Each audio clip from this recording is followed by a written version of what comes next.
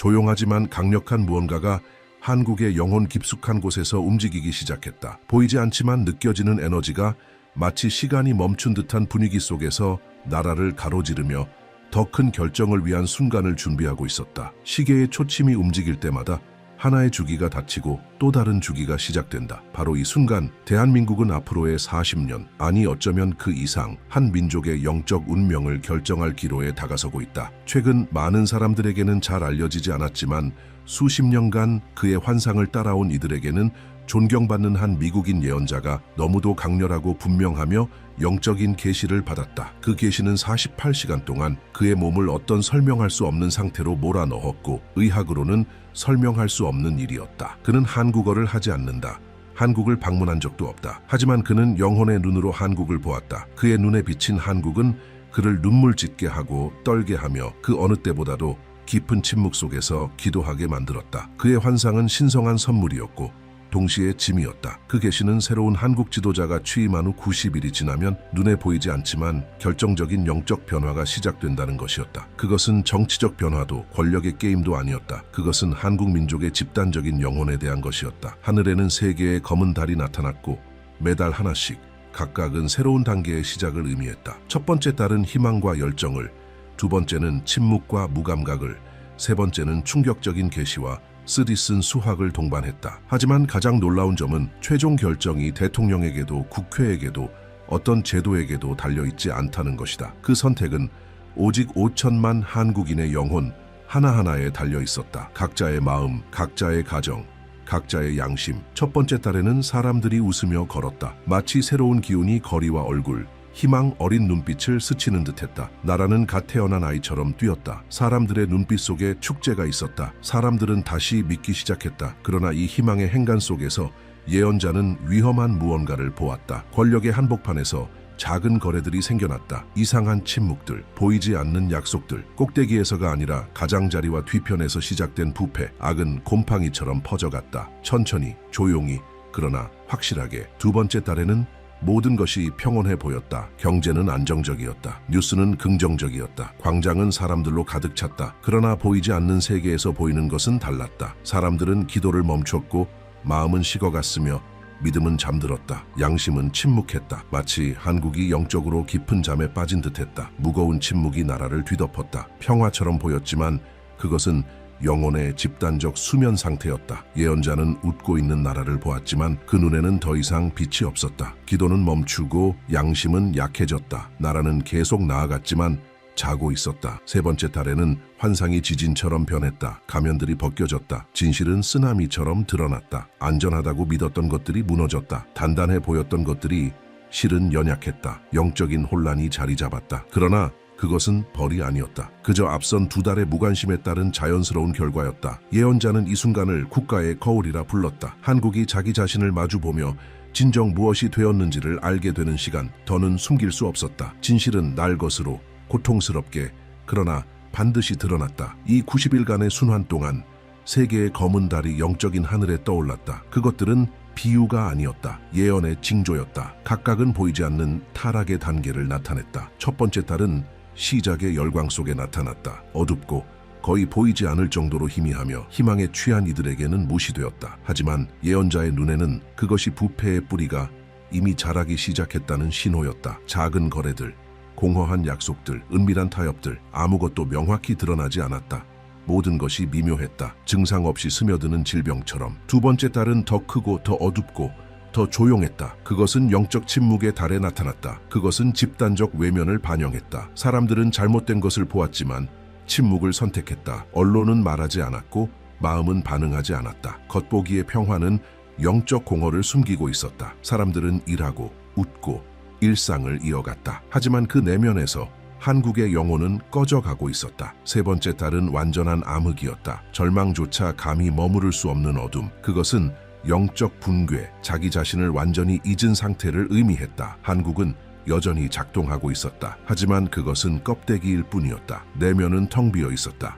영혼도 빛도 진실도 없었다. 경제는 번영했지만 도덕적 가치는 죽어 있었다. 전통은 팔려나갔고 신앙은 잊혔다. 국민의 눈빛 속 빛은 사라지고 말았다. 예언자의 환상 속에 등장한 영적 다리는 마지막 기회로 나타났다. 그것은 한국의 현재를 가능한 미래와 연결하고 있었다. 그러나 다리에 다가가자 그것은 두 개의 길로 나뉘었다. 오른쪽 길은 넓고 현대적이며 밝고 안전해 보였다. 왼쪽 길은 좁고 굽이치며 안개 속에 쌓여 있고 오래된 길이었다. 대부분의 사람들은 더 실용적이고 유망해 보이는 오른쪽 길을 택했다. 하지만 그것은 경고도 없이 절벽으로 끝나는 길이었다. 되돌아갈 수도 없었다. 반면 왼쪽 길은 어렵지만 빛으로 이어졌다. 성스러운 도시로, 부활로, 오직 희생과 기도와 회개에 자신을 맡긴 자들만이 이 길을 건널 수 있었다. 그 계시는 예언자 앞에 하나의 영적 관문 뒤에 또 다른 관문이 이어지는 불가피한 연속처럼 펼쳐졌다. 각각의 문은 이전보다 더 깊고 더 큰 요구를 했다. 첫 달은 희망의 숨결처럼 보였다. 사람들은 눈에 빛을 담고 걸으며 새로운 시대가 시작되었다고 믿었다. 새로운 지도자는 연설을 통해 영감을 주었고 약속에 손짓을 했다. 거리에는 생동감이 있었고 언론은 발전을 이야기했으며 분위기는 새로운 출발을 암시했다. 그러나 예언자는 표면 너머를 보았다. 그는 기초에서부터 생기는 첫 번째 균열을 보았다. 집단의 기쁨은 작지만 도덕적인 양보들을 숨기고 있었다. 속삭이는 거래들, 기록되지 않은 만남들, 진실을 편의와 맞바꾸는 결정들. 악은 힘으로 다가오지 않았다. 그것은 부드럽게 유혹했다. 빛이 너무 강하게 빛날 때 그 그림자가 구석구석 쌓이는 것을 가리듯. 그리고 거기에서 첫 번째 시험이 시작되었다. 눈에 보이지 않는 것을 분별하고 군중이 무시하는 것을 느끼는 것. 두 번째 달에는 예언이 다른 색조로 빠져들었다. 열정은 안락한 침묵으로 바뀌었다. 사람들은 일상으로 돌아갔다. 나라는 안정되어 보였다. 경제 지표는 상승했다. 헤드라인은 정치적 성과를 칭송했다. 그러나 보이지 않는 하늘에는 두 번째 검은 달이 떠 있었다. 그것은 더 크고 더 무겁고 더 응축되어 있었다. 예언자는 사람들이 기도를 멈추고 경계심을 잃고 있는 모습을 보았다. 양심은 미지근해졌고 진실은 더 이상 중요하지 않았다. 정의는 거래 가능했다. 본질은 즉각적인 것에 의해 대체되었다. 이 시기의 이름은 안락함에 취한 시간이었다. 평화는 있었지만 그것은 마취된 평화였다. 영성은 일상 속에서 녹아 사라졌다. 도덕적 결정은 집단적인 것이 아니라 개별적이고 조용한 것이 되었다. 이 시기에 내려진 각 선택은 작아 보였지만 그것들이 모여 비극이 걸어갈 길이 되었다. 세 번째 달이 시작되었을 때 그 환상은 예언자에게조차 감당하기 힘들 만큼 고통스러워졌다. 그것은 수학의 달이었다. 외면되고 미루어지고 부정되었던 모든 것이 폭력적으로 드러나는 시기였다. 스캔들이 터졌고 숨겨졌던 진실들이 수면 위로 올라왔다. 견고해 보이던 구조들은 무너지기 시작했다. 그것은 벌이 아니었다. 그저 앞선 두 달 동안 뿌려진 씨앗들의 피할 수 없는 결실이었다. 한국은 더 이상 도망칠 수 없는 가면도 화장도 없이 자기 자신의 거울 앞에 서게 되었다. 세 번째 검은 달은 모든 것 위에 떠 있었고 그 무게는 공기를 무겁게 만들었다. 그것이 가져온 것은 단순한 어둠이 아니었다. 그것은 계시였다. 고통은 외부에서 오는 것이 아니었다. 그것은 내면에서부터 솟아나고 있었다. 이 흐름 속에서 세 가지 상징이 계시의 열쇠처럼 등장했다. 첫 번째는 벽이었다. 오래된 돌로 쌓인 높은 담장, 세월에 닳아버린 그 벽은 한국과 하늘 사이의 영적 언약을 상징했다. 조상들이 맺은 침묵의 언약, 믿음과 정직, 희생으로 이룬 언약이었다. 그러나 그 벽에 다가간 예언자는 그 벽이 갈라져 있는 것을 보았다. 일부는 이미 무너져 있었다. 그리고 가장 충격적인 것은 그 균열 자체가 아니라 그것에 대한 사람들의 무관심이었다. 사람들은 그 틈에 집을 기대어 지었고 마치 그것을 보지 못하는 것처럼 행동했다. 신성한 구조를 세속적인 목적에 사용하고 있었다. 그것은 한국이 자신의 뿌리를 잇고 있다는 분명한 상징이었다. 두 번째 상징은 종이었다. 고대의 종. 깊은 울림을 가진 이 종은 단지 공기를 진동시키는 것이 아니라 영혼을 울렸다. 매번 울릴 때마다 그것은 신성한 심장의 박동처럼 느껴졌다. 그러나 그 종소리는 이제 더 이상 일정하지 않았다. 불규칙하게 울렸고 점점 힘을 잃어가고 있었다. 때로는 크게 울렸고 때로는 거의 들리지 않았다. 그것은 회개의 시간이 다하고 있다는 신호였다. 종의 울림 하나하나가 기회였다. 창문이었다. 양심을 향한 부름이었다. 그러나 시간이 갈수록 그 소리는 약해졌고 하늘은 더 이상 듣지 않는 백성을 향해 절규하고 있었다. 종이 완전히 멈추는 그 순간 문도 함께 닫힐 것이었다. 세 번째 상징은 다리였다. 한국의 현재와 영적 미래를 연결하는 다리. 그러나 그 다리를 따라가다 보면 길은 두 갈래로 나뉘었다. 하나는 넓고 현대적이며 밝고 쉬운 약속들로 포장된 길. 다른 하나는 나무로 만들어졌으며 어둡고 안개로 뒤덮인 불안정한 길이었다. 대부분은 편안함을 믿고 넓은 길을 선택했다. 그러나 그 길은 예고 없이 깊은 절벽으로 끝나고 있었다. 다른 길은 거의 잊혀졌지만 그것은 빛의 도시로 향했다. 넘어지고 눈물 흘리고 기도하며 건너야 하는 길. 그러나 그 길을 걷는 자들은 빛났다. 그들 위에는 눈에 보이지 않는 빛이 있었다. 그것이 진리의 길이었다. 이 세 가지 상징은 단순한 비유가 아니었다. 그것은 영적 진단이었다. 갈라진 벽은 조상의 가치들이 잊혀지고 있음을, 약해진 종은 회개의 시간이 다가오고 있음을, 갈라진 다리는 선택이 집단적인 것이 아니라 개인적인 것임을 보여주었다. 이제 한국의 운명은 궁궐이나 국회에서 결정되는 것이 아니었다. 그것은 각 개인의 마음에서, 가슴에서, 양심에서 쓰여지고 있었다. 이 90일의 여정 안에는 보이지 않는 전쟁터가 있었다. 그것은 군사적 전투도 정치적 논쟁도 아니었다. 그것은 빛과 어둠의 전쟁이었다. 조용하지만 파괴적인 전쟁. 예언자는 그것을 뚜렷하게 보았다. 한 어머니가 아들을 위해 홀로 울며 기도할 때 한국 위에 작은 빛이 켜졌다. 한 청년이 거짓을 거부하고 정직을 선택할 때 희망의 불씨가 퍼졌다. 한 노인이 과거의 결정을 회개하며 침묵 속에서 용서를 구할 때 보이지 않는 세계에서 무언가가 회복되기 시작했다. 90날이 지나갈수록 그 징조들은 더 이상 무시할 수 없는 것이 되었다. 하늘은 더 이상 침묵을 지키지 않았다. 많은 이들이 보기를 꺼려했던 첫 번째 검은 달은 이제 기억 속에서 돌아왔고, 그것은 길을 잃기 시작한 출발점이었다. 그것은 환상의 달, 공허한 희망의 달, 초기 부패를 감춘 빛의 달이었다. 그 어두운 장막 아래 비밀스럽게 씨앗이 뿌려졌다. 은밀한 거래들이 무대 뒤에서 이루어졌고, 그것들은 거대한 악행이 아닌 거의 인식되지 않을 정도의 양보들이었다. 선은 미뤄졌고 진리는 상대화되었으며 올바름은 편이라는 이름으로 잠들어갔다. 그 작디작은 항복 하나하나가 한국을 영적으로 지탱하던 기반에 보이지 않는 균열을 만들어내고 있었다. 그러나 예언자를 가장 무겁게 짓눌렀던 것은 두 번째 검은 달이었다. 그것은 더 크고 더 응축되어 있었으며 빛을 발하지 않았다. 빛을 흡수했다. 남은 희망의 빛마저 빨아들이는 듯했다. 그 등장은 전 국민적 침묵과 맞물렸다. 집단적 마비 상태였다. 한국은 걸어가고 있었지만 방향이 없었다. 사람들은 일상을 유지했지만 그 안에는 영혼이 빠져나간 듯했다. 예언자는 그의 환상 속에서 수백만의 얼굴을 보았지만 그들의 눈은 공허했다. 한때 힘차게 뛰던 신앙은 이제 속삭이기도 힘겨웠다. 성전은 열려 있었지만 마음은 닫혀 있었다. 백성은 움직이고 있었지만 영적으로 깊은 수면 상태에 빠져 있었다. 바로 그때 예언자는 경고의 음성을 들었다. 침묵은 가장 위험한 적이다. 왜냐하면 그 안에서 빛은 한 번에 꺼지지 않기 때문이다. 점점 희미해지다가 어느 순간 모두가 어두워졌다는 사실조차 눈치채지 못하게 된다. 그 침묵이 극에 달했을 때 세 번째 달이 떠올랐다. 그리고 그것과 함께 진실도 드러났다. 그것은 평온한 진실이 아니었다. 날것의 무거운 직면하는 이의 눈을 아프게 만드는 진실이었다. 그것은 가면을 벗기는 달이었다. 숨겨졌던 모든 것이 드러났다. 견고하다고 믿었던 것들이 썩어 있었음이 드러났다. 혼수 상태에서 깨어난 국민은 혼란 속으로 빠져들었다. 그들이 의지하던 구조는 그들 눈앞에서 무너지고 있었다. 안전은 환상이었고 안정은 위장이었다. 한국은 영적으로 불속을 지나고 있었다. 예언자의 환상은 더욱 강렬해졌다. 그는 나라 전체를 둘러싼 검은 안개가 다가오는 것을 보았다. 그것은 외부에서 오는 것이 아니었다. 내부에서부터 자라나고 있었다. 그것은 외국의 세력이 아니었다. 그것은 조용히 이루어진 선택들의 결과였다. 침묵한 양심들의 억눌린 외침이었다.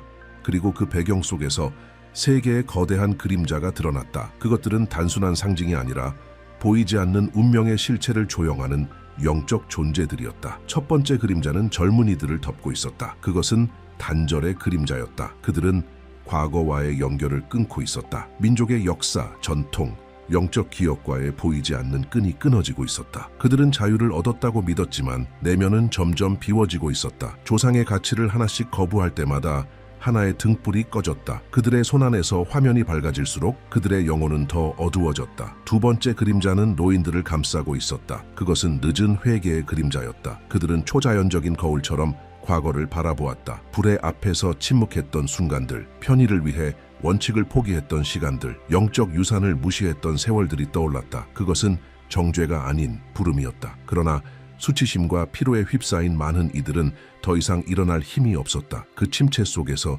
그들은 내면의 빛이 서서히 꺼지도록 내버려 두었다. 믿음을 지켜야 할 세대는 나라를 지탱하던 벽에 균열을 남겼다. 세 번째 그림자는 가장 무거운 그림자였다. 그것은 진리를 알면서도 그것을 거부한 자들의 그림자였다. 과거의 거룩함의 손길을 경험했던 남녀들이 믿음을 권력으로, 진리를 영향력으로, 신성을 이익으로 바꾸어 버린 자들이었다. 그들은 표식을 지니고 있었다. 예언자는 그들의 이마에 검은 인장을 보았다. 그것은 외부로부터 강요된 것이 아니었다. 침묵 속에서, 내면에서 자발적으로 선택하고 자랑스럽게 간직한 선택의 흔적이었다. 그들은 단지 빛을 떠난 것이 아니었다. 이제는 어둠을 퍼뜨리고 있었다. 그들의 말은 사람들을 오염시켰고 그들의 결정은 부패를 퍼뜨렸으며 그들의 삶의 본보기는 아직 길을 찾고 있던 이들을 그릇된 길로 이끌고 있었다. 그러나 모든 것이 이뤄진 것은 아니었다. 예언자는 이 그림자들 사이에서 작은 저항의 불씨들을 보았다. 자신의 뿌리를 끊기를 거부한 젊은이들, 침묵했던 시간들을 무릎 꿇고 눈물로 회개하는 노인들, 의심으로 흔들리면서도 돌아서기를 결단한 남녀들. 그들은 소수였다. 그러나 그들에겐 공통점이 있었다. 모두 빛나고 있었다. 그것은 스스로 내는 빛이 아니라 내면 깊은 곳에서부터 시작된 불꽃이었다. 좁은 길을 선택한 결단이 밝힌 불빛이었다. 그들은 설교하지 않았고 연설하지도 않았다. 설득하지도 않았다. 그들은 단지 진실 속에서 걸었다. 그리고 그들이 지나가는 곳마다 빛의 자국이 남았다. 예언자의 환상은 시간의 경계를 넘어서기 시작했다. 과거, 현재, 미래가 모두 하나의 장면 안에 펼쳐졌다. 지금까지 불규칙하게 울리던 종은 이제 완전한 침묵 직전의 상태였다. 그 소리는 귀로 듣는 것이 아니라 마음으로 느끼는 소리였다. 그러나 그 소리는 이제 더 이상 잠든 영혼들에게는 울리지 않았다. 예언자는 그것을 가슴속 깊은 통증으로 느꼈다. 마치 하늘이 하나의 주기를 끝내려는 순간 아직 변할 수 있었던 것들이 봉인될 기로에 놓인 것처럼 그 종소리가 멈추면 더 이상 되돌아갈 수 없게 될 터였다. 계시에 따르면 그 종은 신성한 시간의 표시자였다. 종이 울릴 때마다 그것은 하나의 기회였다. 회개의 기회, 양심을 깨우는 조용한 부름이었다. 그러나 예언자가 목격한 다음 장면은 파괴적이었다. 종이 마지막으로 울렸다. 낮고 길고 깊은 소리. 그리고 나서 완전한 침묵. 공기 속에 진동 하나 없었고 땅의 반응도 없었다. 자비의 시간은 움직이지 않았던 이들에게 닫혔다. 하늘은 여전히 지켜보고 있었지만 더 이상 부르지 않았다. 그 순간 그 벽이 다시 나타났다. 그러나 이제 그것은 상징적인 구조물이 아니라 집단적 무관심에 갈라진 증거로 서 있었다. 한때는 조상의 기도와 옛 왕들의 정의, 잊힌 승려들의 믿음으로 지탱되었던 거룩한 벽은 이제 거의 알아볼 수 없을 정도였다. 균열은 이제 균열이 아닌 크레이터였다. 구멍을 통해 분노한 바람이 휘몰아쳤다. 그 벽 주변에서 사람들은 그 거룩했던 잔해로 집을 짓고 있었다. 예언자는 아이들이 하늘과 맺은 언약을 상징하던 돌 위에서 놀고 있는 것을 보았다. 과부들이 제단의 조각을 모아 땔감으로 쓰고 있었다. 거룩했던 것이 이제는 평범한 것이 되어버렸다. 가장 고통스러운 것은 이 행동들의 악의가 없다는 것이었다. 그것은 단지 망각이었다. 사람들은 그 벽이 무엇을 의미하는지 잊고 있었다. 그 벽이 눈물과 희생과 영적 순교자들의 피로 세워졌다는 사실을 잊고 있었다. 그것은 단순한 돌이 아니라 하늘과 한국 사이의 언약을 기억하는 살아있는 기념물이었음을 잊은 것이다. 그리고 이 무관심 앞에서 벽은 무너졌다. 예언자의 환상을 가르는 깊은 굉음이 들렸다. 그것은 단순한 파괴의 소리가 아니라 선고의 소리였다. 경고의 시간 동안 회복되지 않은 것들이 이제는 스스로의 방치로 인해 무너지는 소리였다. 환상은 더욱 어두워졌다. 예언자는 하늘이 어두워지는 것을 보았다. 그것은 구름 때문이 아니라 영적 빛의 부재 때문이었다. 이제 세 번째 검은 달은 거대해져서 보이지 않는 하늘 대부분을 뒤덮고 있었다. 그것은 단지 한국 위에 떠 있는 것이 아니었다. 그것은 한국을 짓누르고 있었다. 마치 모든 영혼이 평가를 받고 있는 듯했다. 그 평가는 말이 아니라 내면의 본질로 결정되었다. 그리고 마지막으로 그 다리가 다시 모습을 드러냈다. 그 순간 계시는 가장 파괴적인 장면에 이르렀다. 넓은 길을 택한 이들은 이미 너무 멀리 나아가 있었다. 그들은 웃고 노래하며 건배를 나누고 있었다. 하지만 이제 그 다리의 끝이 눈앞에 있었다. 그리고 그 끝에는 더 이상 땅이 없었다. 하나씩 하나씩 사람들이 절벽 아래로 떨어지기 시작했다. 그러나 가장 충격적인 것은 뒤에 남은 자들의 모습이었다. 그들은 앞에서 사람들이 사라지는 것을 보았음에도 멈추지 않았다. 계속 웃으며 나아갔다. 계속 걸었다. 예언자는 그 이유를 깨달았다. 그들은 비명을 들을 수 없었다. 음악이 너무 컸다. 환희가 진실보다 강했다. 그 와중에도 좁은 길은 거의 비어 있었다. 그 길을 선택한 이들은 느리지만 확고하게 걸어가고 있었다. 그들은 울었고 넘어졌고 무릎을 꿇었지만 포기하지 않았다. 그리고 마침내 그 길을 덮고 있던 안개가 걷히기 시작했다. 그러자 영광의 풍경이 드러났다. 다리 너머에는 금이 아닌 본질로 지어진 빛의 도시가 나타났다. 그것은 남아있기로 결심한 자들, 견뎌낸 자들, 믿은 자들을 위한 장소였다. 그때 예언자는 자신을 떨게 만드는 광경을 보았다. 좁은 길을 선택한 한 사람 한 사람이 한국의 영적 지도 위에 새로운 빛을 밝혀내고 있었다. 그 빛들은 아무리 작아도 서로 연결되어 보이지 않는 한 몸의 신경처럼 이어지고 있었다. 깨어난 영혼들로 이루어진 하나의 집단적 몸, 그리고 새로운 빛이 하나 생길 때마다 하늘에 드리웠던 어둠이 조금씩 물러나기 시작했다. 그 계시는 단지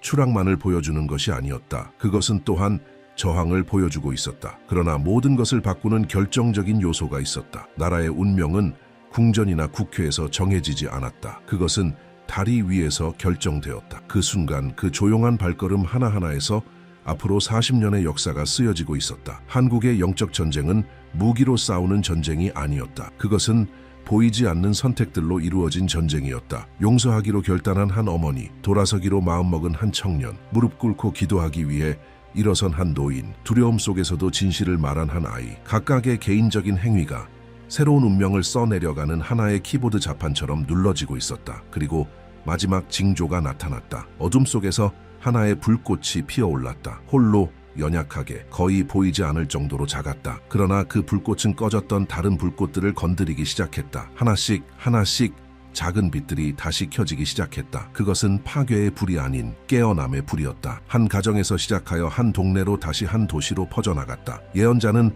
한국의 영적 지도가 점점 빛으로 채워지는 것을 보았다. 그러자 한때 하늘을 덮었던 거대한 세 번째 검은 달이 서서히 붕괴되기 시작했다. 그 그림자는 결심한 영혼들의 조용한 저항 앞에서 힘을 잃어갔다. 이 승리는 소란의 승리가 아니었다. 그것은 회개의 승리였다. 군중의 승리가 아니라 포기하지 않은 소수의 승리였다. 그 시점에서의 예언은 더 이상 시간을 말하지 않았다. 그것은 기회를 말하고 있었다. 한국은 여전히 다시 태어날 수 있었다. 그러나 이전처럼은 아니었다. 부패한 구조나 연약한 지도력으로는 아니었다. 오직 주변 모두가 반대 방향으로 나아갈 때에도 진리의 길을 선택한 마음으로부터의 부활이었다.